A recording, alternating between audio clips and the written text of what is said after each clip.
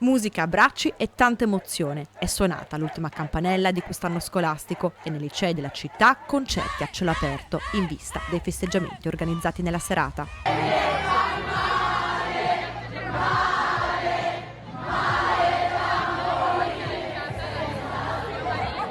Ed è così che dopo 2 anni di stop e restrizioni gli studenti tornano a festeggiare, anche se un po' sopra le righe, forse complice anche la tanta voglia di normalità.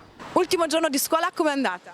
Molto bene, abbiamo fatto dei cori fantastici, ci siamo uniti tutti, è stato veramente bello soprattutto perché non lo facevamo da troppo tempo. È andata molto bene, è stata molto piacevole come cosa, infatti soprattutto festeggiare con gli amici, così. Siamo anche contenti. Finalmente! Come avete festeggiato?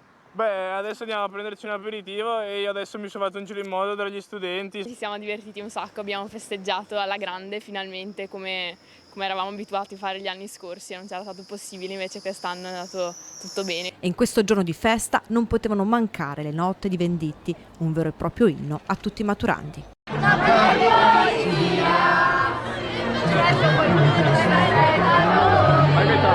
Sei pronto invece per questi esami di maturità, tornati alla normalità? No, assolutamente no. C'è ancora molto lavoro da fare e sono abbastanza indietro. No? Più o meno siamo preparati, abbiamo fatto simulazioni più volte, diciamo che l'unica cosa che spaventa è l'orale, che rimane abbastanza importante a livello di argomenti. Sei pronto per questa maturità? Sì, posso dire di sì, però allo stesso tempo penso che c'è tanto lavoro da fare, non è ancora finita e un po' preoccupa. Si punta al 60, 65, facciamo 70 dai goliardico e poi si vedrà.